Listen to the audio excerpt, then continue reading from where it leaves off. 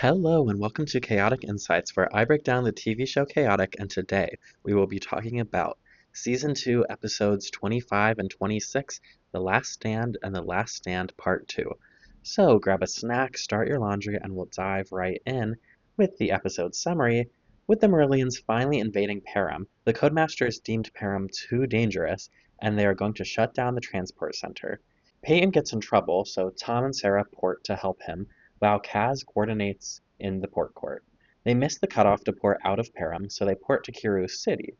Meanwhile, the Tribal Alliance is managing how they will deal with the invasion in the Overworld Library. They have two active teams in the field. One is digging a tunnel out of Kiru City to surprise Felfor and his troops. The other is a group led by Tanith Toborn, and they are trying to prevent the Marillions from melting glacier plains. They also decide to send Maxor into Marillion territory to capture Ani, the Marillion leader, by Tartarek's suggestion. Then Nadrin finds Tom and friends and suggests that there is a traitor in the Tribal Alliance and asks for help. That's basically part 1, but in part 2 we get Nadrin asking the humans to find proof that Tartarek has been brainwashed and that he's the traitor. But since they can't port out of Param because the Codemasters closed the port court, they ask Kaz to help. In Param, the underground team successfully surprises Felfor and uses war beasts to make sure the Marillions retreat. And Tanith Toborn uses his Song of Stasis music, but he is too late. So instead of freezing the heat gun before it melted glacier plains, he successfully froze the tidal wave, but his fate is unknown. Then Kaz battles Tartareker to get information and finds Marillion battle gear in Tartarek's quarters in the Beta Drome. Nadrin uses this evidence to accurately accuse Tartarek. Meanwhile, a fired-up Kaor joins Maxor's mission, and they transport Ani to Lake Brakir, which unfortunately makes Ani more powerful, because the information they got from Tartarek was ultimately Ani's plan. Ani then sends a beam into the sky, and we end on that cliffhanger. So that's the episode we're dealing with. On to analysis. We get so much happening in these episodes. And let's talk about it. We have 3 missions. We have 3 missions: Maxor Kaor, Tanith Toborn, and then the underground team who uses war beasts. And not only that, we have humans, which encompasses Nadrin, and the Beta Drome battle, and the traitor in the Tribal Alliance. And that's so many things. And truthfully, I would say this episode balances it well. Let's get into how this episode is constructed. So right off the bat, they want you to understand that this is out of the ordinary. It's a high-stakes environment, it's a high-stress environment. And what's happening?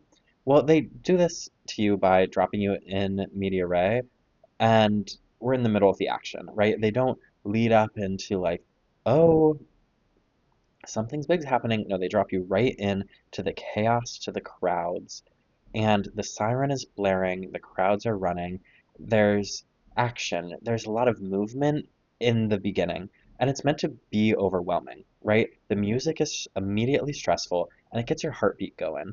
But even though we are mid-action, they're still able to catch us up and give us all the information we need, right? So let's talk about the way that they lay exposition in this episode.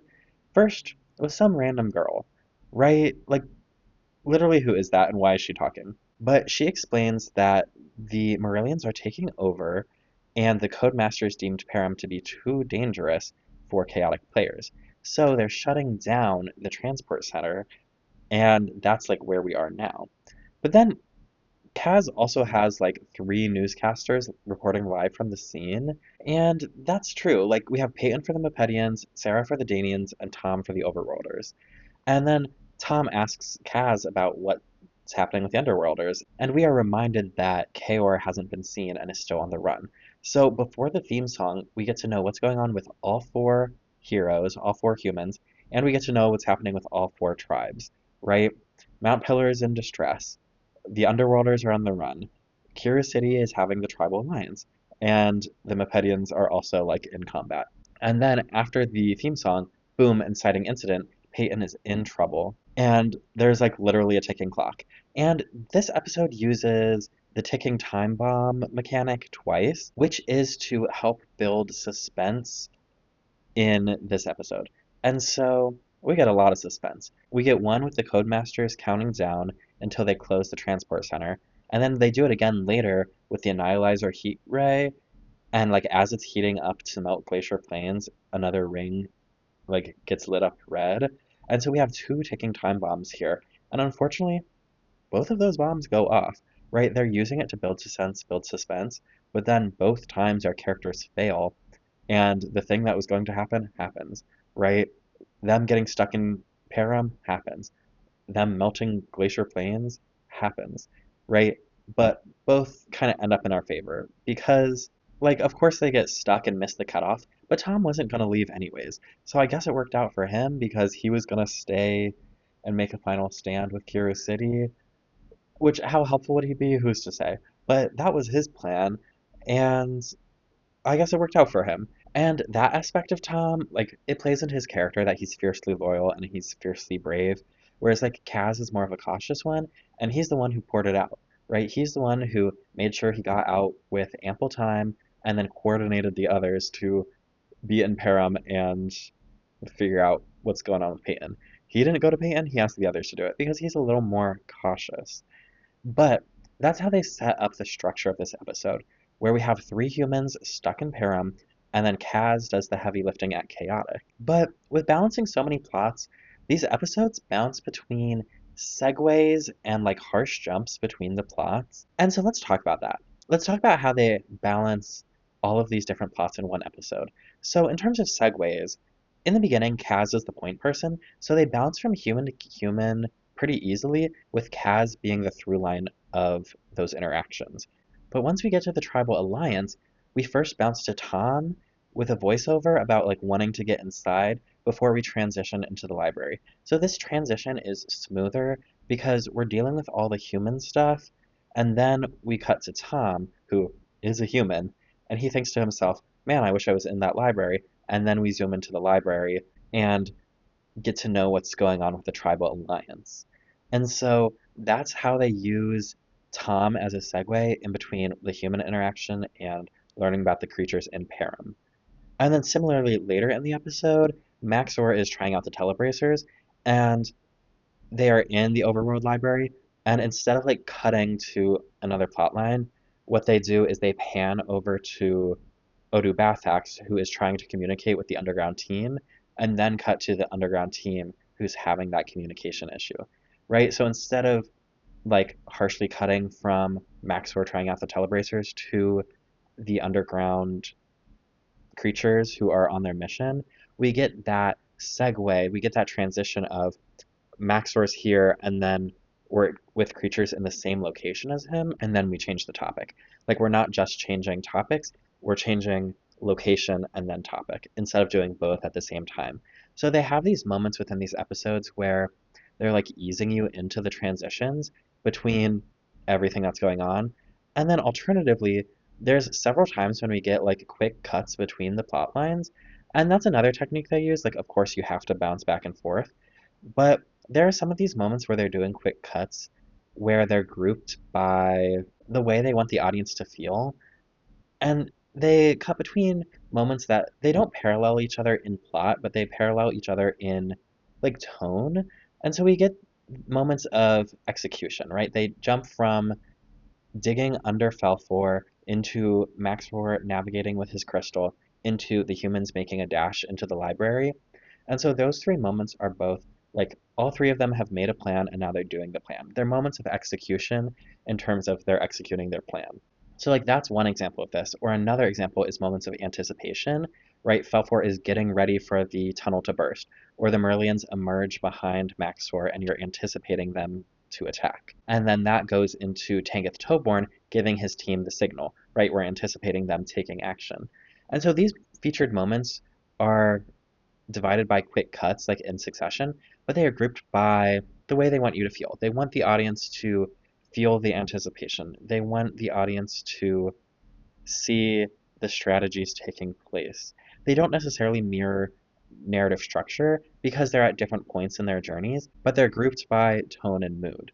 So these two strategies in this episode help the audience navigate between the many different plot lines and help you as an audience member like wade your way through this dense material. And that's one way this episode is like set up for success. Now, we do get a lot of stuff in this episode that comes back from the past, And one of those is we get to see the flip side of the foreshadowing from episode 9 in season 2. Right? That's the Rodden episode.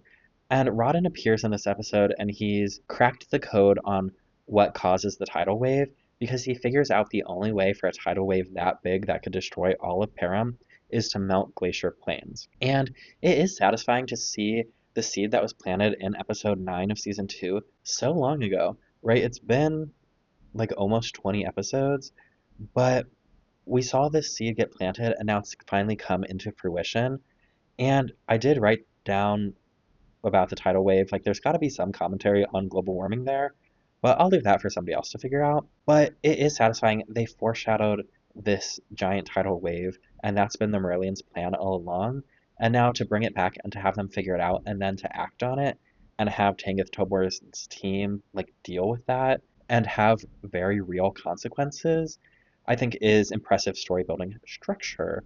Now, like I said, some of the stuff in this episode is set up very well. Like this Rodden stuff, him coming to the information, like with the tribal alliance and him saying like, I figured it out. And we got to see those moments of him questioning. We got to see that set up beforehand. But some of the stuff in this episode is not set up beforehand, like Brakir and the abilities of Ani, right? They didn't set up that typically Merlians don't have their powers there. I would have loved to seen a moment or a battle with a Merlian in Lake Brakir in a previous episode or even in this episode for them to establish why this plan makes sense of bringing the Marillion leader to Lake Brakir. But that is something that they establish in this episode. And it's not a show don't tell kind of thing, it's more of a tell thing. Like, he tells you this is going to be the plan. And then, you accept it and you move on. But some things are set up and some things are not. So my plan here is I'm going to do like an analysis of the overarching season map of how each episode contributes to like planting seeds for this finale for these episodes. But I'm going to save that for the next episode with the actual finale. So stay tuned for that next week. It'll be exciting. But while we're here, I do want to talk about Nadrin. Right? We get to see a lot of Nadrin in this episode, and Nadrin is questioning people. He's questioning Tartarek's plan multiple times before he brings up his accusation. And one of those things that they do set up is that Nadrin is usually right. Right? Like in season 2, episode 17, putting the Mujin Mujik, and various other times, they set up Nadrin, he's typically correct. And so you should trust him. He's an advisor, and like that's what he does, advise. So you should follow his advice. And when Nadrin talks to the humans, he floats above them, and we get this high angle on the humans and this like low angle on Nadrin, which those shot choices come to represent that like Nadrin is in power over the humans, and that's kind of true. Nadrin is, even though he's asking for help, he's the one with power in this situation. He's the one with status and the ability to change things, and he's coming to the humans as rogues, as people to aid him in his quest. Additionally, when Nadrin is leading them to the secondary location, we get like an oblique angle, which generally shows uneasiness, right? They're not sure what Nadrin has in store for them, and they're feeling uneasy about it. They're questioning, and the oblique angle really solidifies that choice. And while we're talking about characters who are typically right, I have to bring up Kaor. Like, Kaor is another creature who is typically correct. And in this episode, he sees through Maxor's plan. Maxor's plan is to take Ani to a secondary location, and Kaor questions that. He says, like, wouldn't it be better if we just do it here? Which ultimately would be better because then they wouldn't be falling for Ani's trap of taking him to a secondary location where he becomes more powerful if they just defeated him in the Merlian capital in the first place. Maxor trusts his advisors, and his advisor was Tartarek, who is a traitor for Ani, right? So they carry out that plan with the telebracers just anyways, but I think it is an interesting moment where we solidify that like Kaor is typically right, and also Nadrin is also a character who is typically right. So in these episodes, in this series, like believe what they have to say. Another thing I want to talk about is the telebracers. They demonstrate the telebracer technology in multiple ways. They do it auditorily through Bodil, and they do it visually through Max. We're testing it out. And they deliver this information to us in multiple ways to ensure that the audience like knows what the plan is and to know what is going on and how it works. Right? They did establish the telebracers way back in K-Works Commandos, but here we are again, right? So for a more casual viewer, they're reestablishing what it does. And then we get to see it work on Ani, and that's what I would call the rule of three: visual, auditory, and when it's happening in the plan. And I do think we also need to talk about Tanith Toborn in this episode, and the fate of Tanith Toborn is still unknown, but what we get to see is we get to see him cast the Song of Stasis and also see him get enveloped by the tidal wave. And so it is ambiguous, but it's also like, what happened to Tanith Toborn? Like, is he okay? Who's to say? But what he did is he made a sacrifice. He sacrificed his own safety for others. And he sacrificed himself for the fate of Param, for every creature in Param. And that's a big deal. And we get to see his like narrative arc be completed, some would say, in this moment of in the season we saw him be rather green, rather new to being a leader, making mistakes, and then grow into his own, and then like execute his leadership skills, but also be a leader that takes one for the team and like sacrifices himself for the greater good. And that's like an arc there. I would say, right, this sacrifice maybe makes him a Jesus figure, and maybe we'll talk about that more later, but there is also like there's this great sacrifice. There's also a betrayal in this episode, right? There's a traitor among us. And is that not also a parallel to our Easter story? Now, moving on to lore, we actually do get like a fair amount of lore in this episode, and we get to see Kaz navigate calling different people. So we get, and you know I love it, scanner lore. And so we learn a few things. One, that you can put people on hold, and when that happens, their like photo goes to the corner. And so we learn that each player actually needs a profile picture, and like Peyton's profile picture kind of represents him. It's quirky, he's smiling. And then Sarah's is more of like a generic ID picture. And so I think it's interesting how these profile pictures come to represent each character. But we also learn that, now this is a big deal, scanners are touchscreen. And so this is big news to me because, right, it does have buttons at the bottom to navigate, but also Kaz specifically touches the pictures to switch colors. And big news. Big news. So that makes me think that like scanners are like similar to a Nintendo DS where it has a touchscreen screen, but you also have buttons that like help you navigate. And that helps to solidify like what this piece of technology is. But we also come to understand that scanners are not just for interpersonal communication and scanning, of course, but they are a systemic information distribution system because everybody is getting these emergency alerts, these emergency messages on their scanners. And so it is a system in place in Chaotic to transmit information quickly. And I think that's important. And it shows us how the Codemasters or whoever is in charge of Chaotic has set up a system with safety in mind. And that's, I think, important to point out in the world building of this show. And while we're talking about the emergency state in Chaotic, everybody gets these updates on their scanners, but they also stop showing matches on the TVs and instead show this red, like, emergency message with the logo, essentially, like, with what a representation of a Codemaster and a Drome is. And the transport center turns red when they shut it down, and even though these emergency systems are happening for Param, you are still able to play a match in the beta drome. So that's interesting. Like, Param is shut down, but Chaotic still works. And again, good things to know for the world building of this show. Some other things we get are differentiation between regular generic Mopedians and Royal Guards. The Mopedians that we typically see, like I'm even thinking about like Bodron or Bust, it all goes back to Bodron or Bust, but they are kind of tan creatures. But these Royal Mopedian Guards are green, with more elaborate armor. This creates yet another group of Mopedians.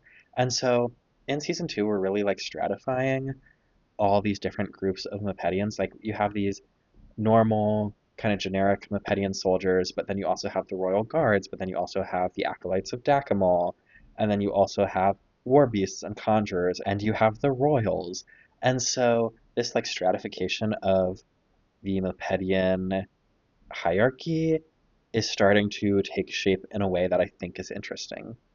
And then we can't not talk about Mount Pillar, and that is Queen Alexia cannot leave Mount Pillar.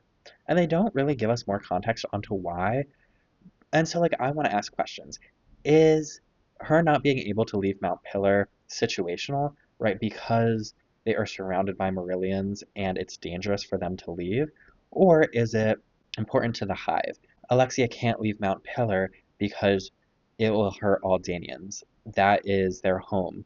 There is the incubation chamber, and there is all of these things that, like, need her to be there.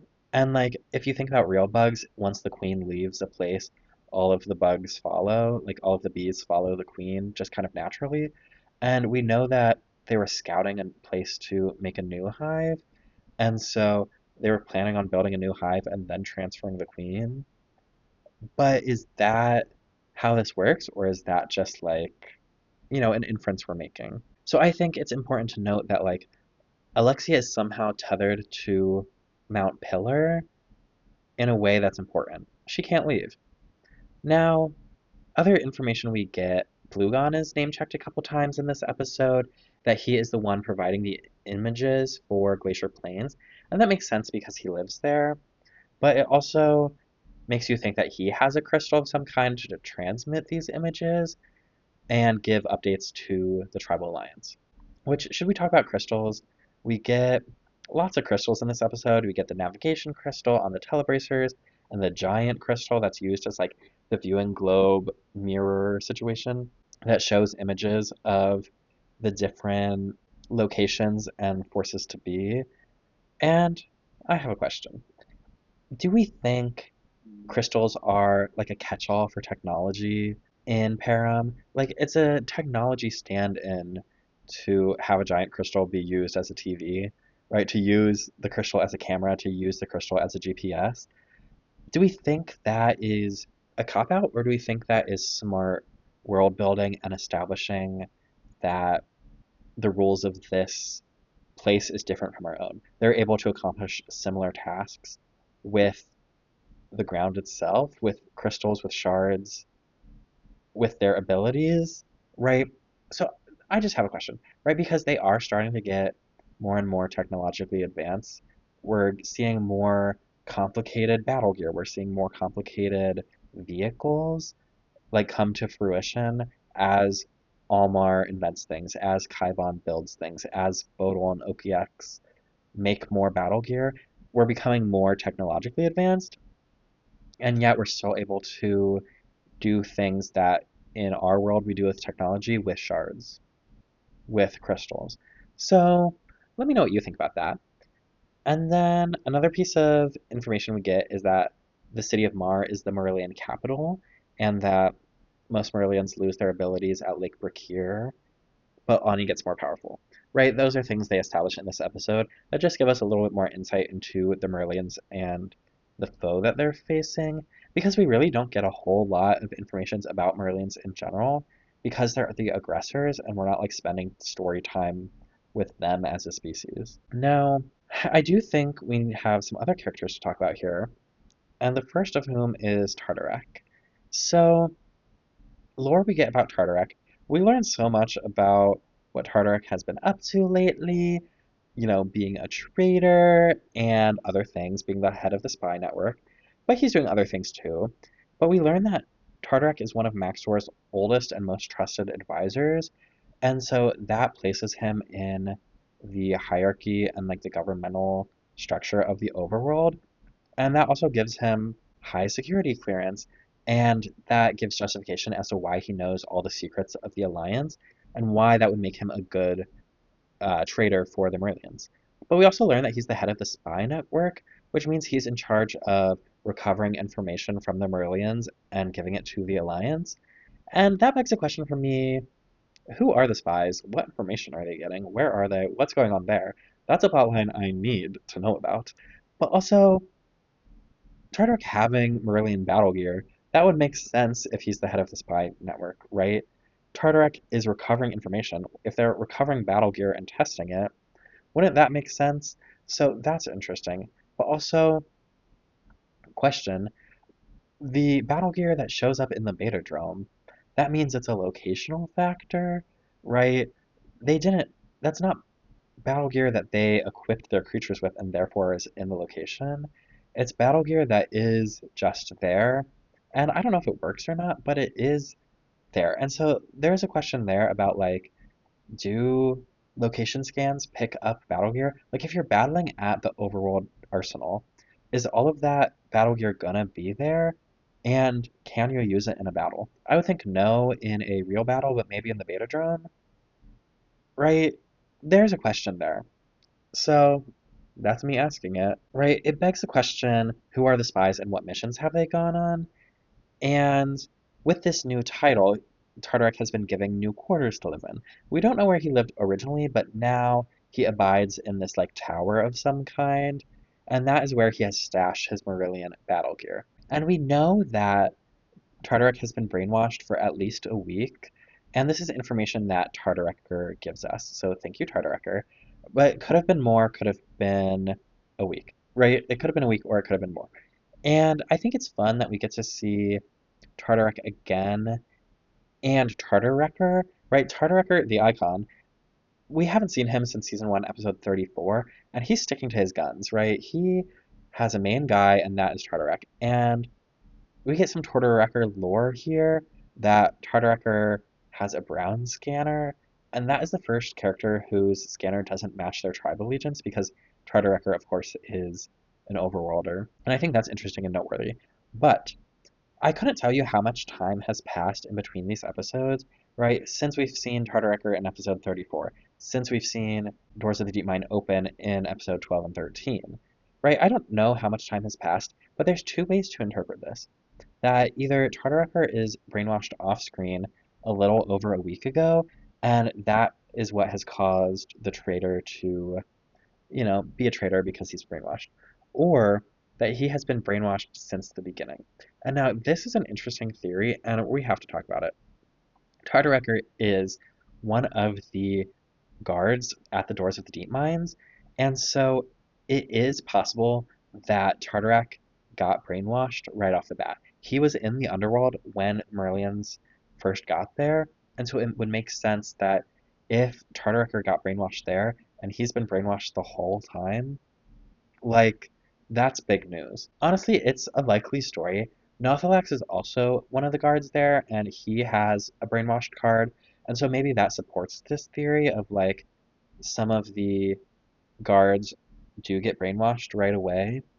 But another thing is Tartarekker is still wearing the cape that he wore when he was a guard for the Doors of the Deep Mine, and that goes to differentiate him from his original version, right? Normal Tartarekker doesn't wear a cape, but brainwashed Tartarekker does. And so that's easy differentiation for us as an audience member that when Tartarekker is wearing a cape, he's evil. He is on the opposite side from the normal Tartarek. And now this is all just a theory. And do I believe that Tartarek got brainwashed at the Doors of the Deep Mine? Who's to say? I think, I go back and forth, and really I just say that because as I was writing this, I wrote down, I'm not fully convinced, but it is an interesting coincidence. But now me sitting here talking about it, I'm like all in. I'm like, come on. Like, it has to be more than a coincidence. It has to be intentional that Tartarek was one of the guards and now he's the spy because they've been so intentional about everything else, right? Because Rodden, back in episode 9 of season 2, right, they planted that seed there. They had the roadmap all the way then. So if that was them planting another seed in episode 12 and 13, like that makes sense to me because I deem these writers to be smart and know what they're doing. I believe that they were more intentional than just having that be a coincidence. We have to move on to Nadrin, and Nadrin gets an addition to some of his frequent wizard magic, right? The lore we get is that he has an ability to like touch your mind and see if you're telling the truth, which definitely comes in handy here. And I will also add, like, the Merlians have created a situation where everyone is a potential enemy, and so having this like truth serum like power is very helpful.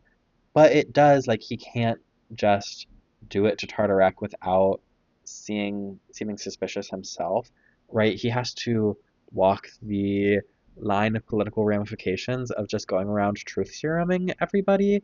And so he wants like hard evidence before he makes the accusation. But in my notes, I have the Merlins have made everyone a potential enemy, secret invasion style. And like that's true. There's some good content there of like, or there could be some good content there of not knowing who your enemy is. And like the world of the Marillion invasion could be greatly expanded upon in some kind of like Red Scare or Salem witch trials kind of way where there are false accusations, where you're not sure who your ally is and you're not sure who your enemy is because of the brainwashing situation, right? It's a real, there's an enemy among us style content. And I think that would be really cool. And I think that's something here that they like just barely touch the surface of. And they definitely do it with Tartarak. But like, there's some real meat and juice there in what this could be. Now let's talk about Kaor. And we get an update on Kaor. And the lore is that he's been hiding out at Rokar Ravine. And even though he's been hiding out, he has been kept informed of the Alliance's plans, right? People know where he is, but he doesn't want to just walk around the overworld because he has too many enemies there. And now, if I'm here looking at the people in the Tribal Alliance, and I had to make an educated guess onto who is keeping Kaor informed, I would have to guess Narfall, because he is one of Kaor's commandos, and we've seen him with Kaor most recently. Like he was at the Battle of Martian Merc, and so just relatively, we've seen him be the closest to Kaor like twice now, opposed to some of the other people are like Kopond, who we really haven't seen, or Rothar, who like we really haven't seen. But Narfall we know has a relationship with Kaor and would be a likely informant. And so that's the lore we get in this episode. We have to talk about fun facts and other notes. And our first note is this title is Last Stand. And in my notes, I wrote down Last Stand. Did we ever get a first stand? And let's talk about that because, frankly, we did. And it was Kaor. Kaor has stood up twice now. He resisted the doors of the Deep Mines opening, and that was a big battle. I would say that was the first stand. And then also he blew up Martian Merc, an oil field, trying to get rid of the Marillions. Like, get them out of the underworld, get them out of here. And unfortunately, both of those stands failed. And here's the thing. Up to this point, the Underworlders have really been the only tribe that we've seen make organized efforts against the Marillions, which that might be because we're having a limited perspective of what's going on in Param, but it could also be those are the noteworthy battles, is that the Marillions came out of the Underworld, and so therefore the big stands came in the Underworld. You know what I mean? And so that's interesting. But I do like that we get to see the moment where Maxwell like finally steps up to be a leader and is making difficult decisions and he's delegating battalions. And it gives us some insight on the hardships being faced, right? There's hardships being faced in Almiphaden, and there's hardships being faced in Kiru City, and delegating the limited resources that they have is a tough decision, and it's something that you have to enforce, like once you make a hard decision. But we do get to see some of the more like the reality of what's going on here, and I like that moment. But again, last stand, did we ever get a first stand? The answer is yes, just we've been seeing this invasion through a limited perspective, and we've seen some noteworthy battles, but we really don't have a full picture on what's going on. Now, circling back to decisions Maxwell has made, one of those decisions must have been who gets a Mindbander and who doesn't, because The whole team digging under Curious City is wearing mindbanders, and nobody at Glacier Plains is. Nobody else in Curious City is. And so, like, that must have been a limited resource, and you have to wonder, like, why did they make that decision? Right? Going to fight the Marillions, you should be wearing an anti-brainwashing situation. You should have some tactic to prevent yourself from getting brainwashed. It's like going to battle Mepedians and not having spectral viewers. Like, their shtick is invisibility. Marillian's shtick is brainwashing. Like, they're gonna use it, so you might as well be prepared for it. You have to be prepared. And so that must have been one of the tough decisions Maxor had to make because, like, what in the world?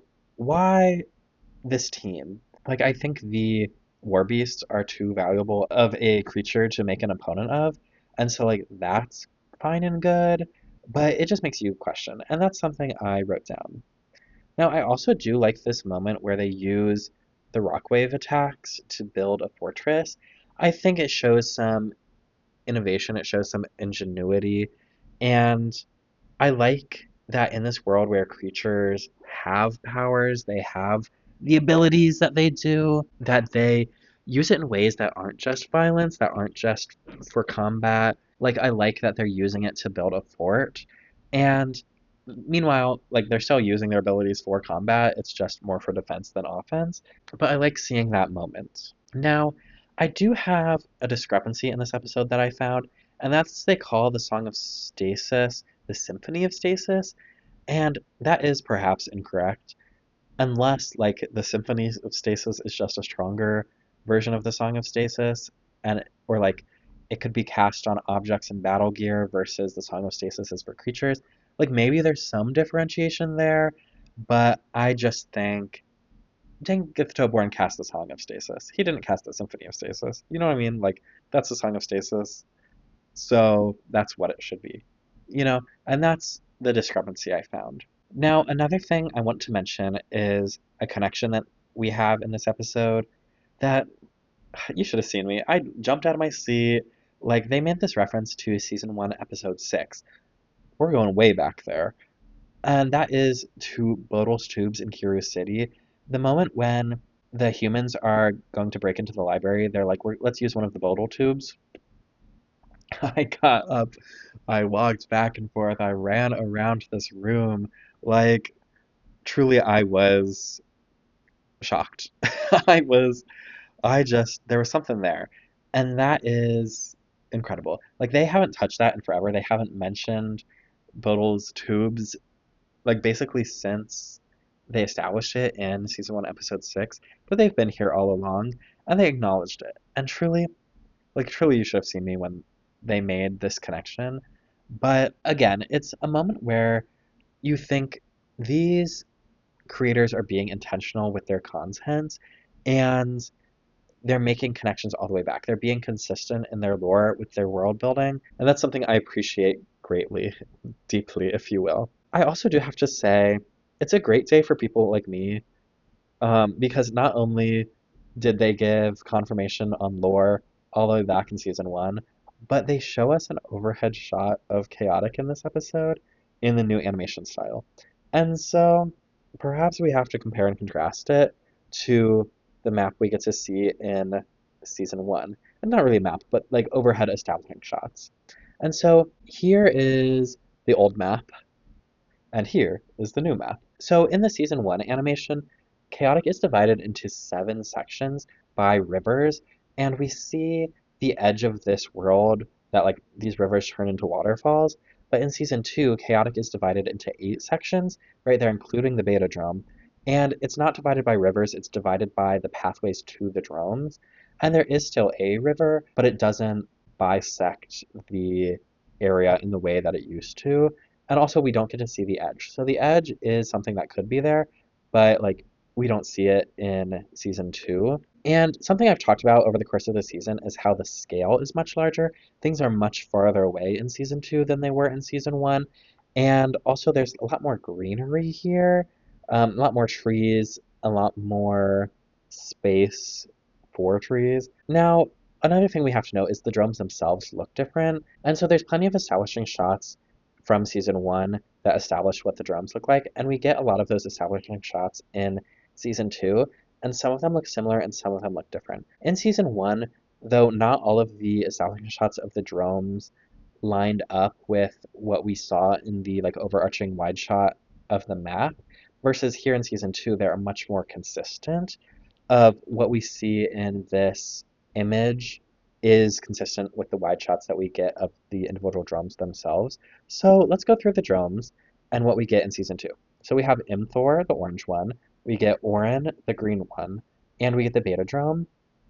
Those are easy, clean cut, those are what they are. And then we have the untitled ones. We have this blue and white one in episode 9, we have the purple A, and then we have this blue and yellow one.